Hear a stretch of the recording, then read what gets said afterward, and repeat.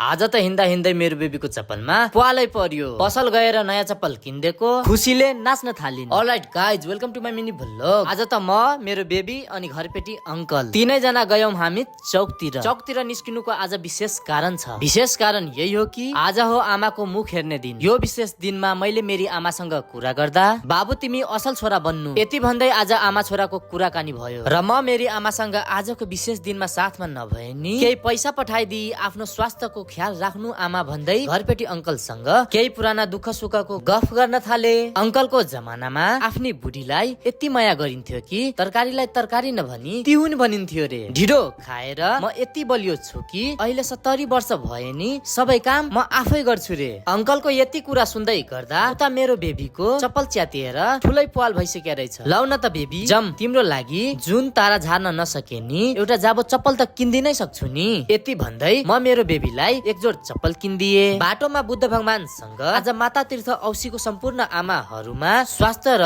सुख समृद्धिको लागि प्रार्थना गरे। त्यसपछि हाम्रो एरियामा रहेका सेक्रेटरी गार्ड सँगसँगै हन्सम देखे। त्यसपछि बच्चाहरूले एकअर्कालाई चप्पलले हान्दै गरेको गेम हेर्दै रुमतिर लागे। धन्यवाद।